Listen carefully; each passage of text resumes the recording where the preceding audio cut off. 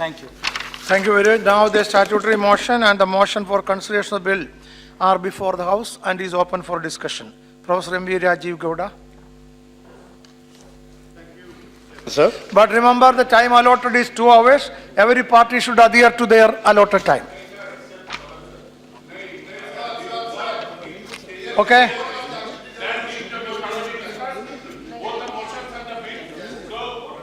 Accept that. Okay. 2 hours. We have decided 2 hours. Don't worry, you speak.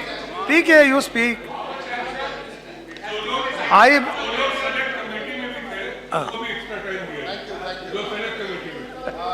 स्टेटरी motion वालों को दिया जाएगा तो सेलेक्ट कमेटी वालों को भी दिया जाएगा. Sri M.E. Rajeev Gowda. M.E. Rajeev Gowda. Yes, sir, I am ready. Bolo. Sir, any discussion on insurance in the Indian context must begin with paying attention to the issue of why Indians like gold. Every Indian likes to have a gold earring, a gold nose stud, a gold Mangal Sutra. It is not just because people like to have jewelry, sir. That gold serves as a form of insurance. It serves as a store of value that can be encashed in times of difficulty. And that is really the purpose of insurance.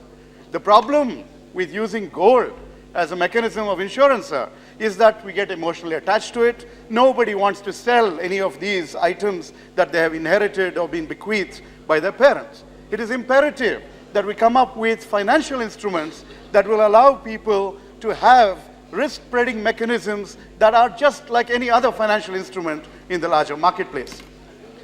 Sir, one of the greatest achievements of the UPA governments of the last 10 years is bringing 14 crore people out of poverty. That is a crowning achievement of the UPA Sarkars from 2004 to 2014. Sir, that has been achieved through multiple ways, but at the same time as we are bringing people out of poverty, because of India's healthcare expenditure patterns, we are also seeing that people can fall back into poverty, and that is a matter of tremendous concern to each and every one of us. So, in India, 70–80% of any healthcare expenditure is borne by people themselves, because the public systems that we have established over the years have not been able to address the larger challenges of people falling ill. When this happens, then if some family faces an illness which is severe, they lose their land, they lose their house, they lose their property. Their children are sent to go and work as maids and drop out of education. The kind of devastation that one illness can have on people is only to be seen, to be believed. We have to address that, and I am proud to say that the UPA government, through our own efforts, the Rashtra Swasthya Bhima Yojana, the Kisan Bima Yojana, numerous such initiatives, we try to address this problem of ensuring that those who fall ill will have some insurance, some resources to fall back upon if they have a severe illness. This program, the Rashtriya Swasthya Bima Yojana, has been praised by the World Bank and the United Nations Development Program for its extraordinary success. It has significantly reduced out-of-pocket expenditure on health from those who belong to below the poverty line families.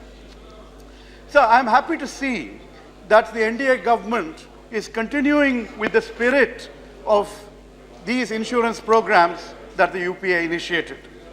In the latest budget speech of the Finance Minister, Mr. Jaitley, we understood that he is going forward with trying to establish a social security net.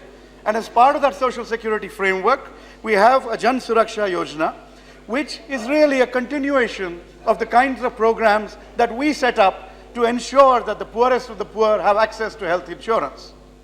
Sir, but if this Jan Suraksha Yojana has to be something concrete, not one more NDA U-turn that we have seen so many of that we have become dizzy, it has to be followed and matched with a competitive insurance market, a vibrant insurance market that can also step in and provide the kind of coverage that the deductions in the tax proposals are meant to compensate for. So, if you look at health insurance in this country, we had some element of health insurance amongst those who were employed in the organized sector. But this is only a small fraction of the entire population. As a result, more than 90% of the population is without significant health insurance. So this is something that we have to go beyond, and this bill is a movement in that direction of trying to ensure that large numbers of people have access to health insurance cover. That is what will be triggered by the competition, by the inflow of capital that this bill enables. So when we think about India, we talk about India already in purchasing power parity terms, already being the third largest economy in the world. We're very proud of that achievement, which is an achievement that has built on the contributions of the UPA government and our previous Congress and other governments since independence. That is the kind of financial status that we have achieved on the global map. But even in this third largest economy, we have large numbers of people who are not included in the domain of various kinds of financial instruments. Towards financial inclusion, we have reached out and given bank accounts, we have given employment guarantees, and numerous other initiatives are being planned and executed under the current government as well. But financial inclusion is not just credit. It is also knowledge to plan one's finances, knowledge to invest, and most importantly, for the poorest of the poor and for everybody, it is the ability to have access to insurance instruments that will enable people to diversify risk and to smoothen out and mitigate the fortunes and misfortunes that life gives them. So for this kind of a global economy, we find that India is ranked 40 in terms of insurance penetration, 79 in terms of insurance density. So we have to improve. And that is what this bill is aiming to do, to ensure that enough capital flows into the economy, which will ensure that the numerous life insurance and general insurance companies that we have the capital that will enable them to be profitable, that will enable them to reach out to underserved populations, and to ensure that the insurance net extends to every single Indian, rich or poor, man or woman, anywhere in the country. So, there are some concerns though, and one is that this money that is coming in through the extension from 26% to 49% for foreign capital, that money actually goes towards the insurance company's growth rather than becomes just a windfall profit for whoever the promoter was until now. I'm sure that the minister will ensure that the latter will not occur. So I would also hope that the minister can assure us that when framing the rules under this law, ownership and control aspects of this insurance sector will be made in congruence with the Companies Act and everything associated which is relevant to insurance company ownership as well. So I want to move on to the issue of reinsurance. The UPA government had appointed me as a director of the General Insurance Corporation of India, India's reinsurance company. And so I have some knowledge of how well that corporation has done over time. But as reinsurance becomes, reinsurance is really not just in a national scope, it is international in scope. We have to ensure that our reinsurance companies can play in global markets. Foreign reinsurance companies can similarly enter and insure our own insurance. So for this to happen, it is important that the general insurance company also gets fresh equity, and that it can use this equity not just to reach out internationally, but also to reinsure companies that are working on India, underserved India, on rural markets, etc. It is very possible that if we bring in these kinds of changes, if reinsurance companies, including GIC, get fresh capital infusion, that India can become a significant reinsurance hub as well. India already has an opportunity to be an international insurance hub, given the vast market that is underserved inside our own country.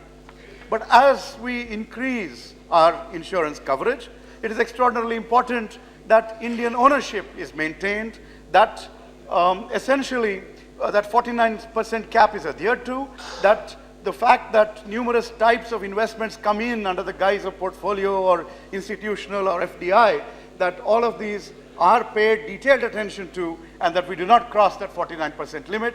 I think that is going to be addressed. It has been addressed and will be enshrined in this law as well. So, insurance depends on diversification of risks, and by making India open to more resources, more companies, by opening our markets to other companies to diversify our risks, their risks here, and our companies to play in their markets, we will actually be strengthening the global financial system in the context of insurance. There is much more that we want from this whole move. See, if you look at farmer suicides, why do they take place? They take place because farmers have gone to moneylenders and borrowed at exorbitant usurious rates. They are under pressure to pay back, under social pressure. Why do they go to moneylenders? The formal banking system is not addressing their needs in a timely and appropriate manner. They fall into the clutches of moneylenders, unable to bear the shame and the pressure of having to repay a small, paltry amount for all of us. They go out there and take the extreme step. It is extraordinarily important for us to ensure that agricultural insurance markets emerge and are developed, which is possible if this kind of financial infusion comes in, if the expertise that these companies have in terms of global markets, financial insurance markets for agricultural and rural produce, if those are introduced, then we will be able to make a huge difference in the lives of our rural brethren. So, this is another reason why this is an extraordinarily important move.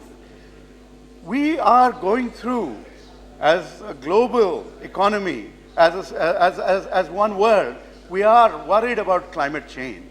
We are worried about whether climate change will result in all kinds of severe storms, natural calamities, and numerous risks that have not been factored in our own calculations going forward. India, for all our diversity in terms of topography and geology and everything else, local climate zones, we are still amongst the most vulnerable amongst countries to global climate change and its impacts. It is therefore vital for us to have insurance mechanisms that will cover the kinds of potential changes that would occur from global climate change. The NDA government has talked about setting up an adaptability fund. This is partly as a result of the unseasonal rainfall and the damaged crops that we discussed in this House and in the Lok Sabha as well. So for this, insurance can play a huge role, and that is why it is important to ensure that this insurance bill goes through and more funds come in to strengthen the sector.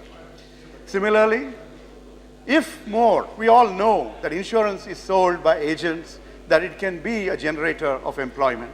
There are large numbers of people who can be trained, who can be educated to go out and penetrate rural markets, underserved markets, and ensure that insurance is bought as part of a package of various financial instruments.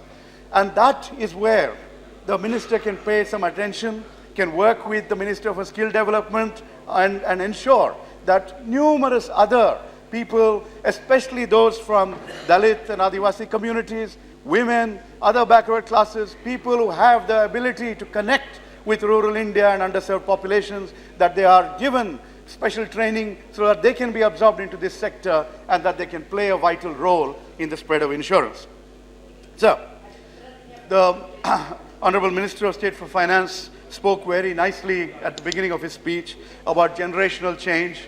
He is possibly trying to refer to previous generations who were not supportive of this particular bill, whose standing committees, I know exactly that, Radhikaji, and I don't want to name him, that's all. Anyway, the point is, think about the tragedy, sir.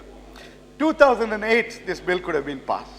Millions of Indians could have been brought under the insurance net, and we did not succeed in doing that.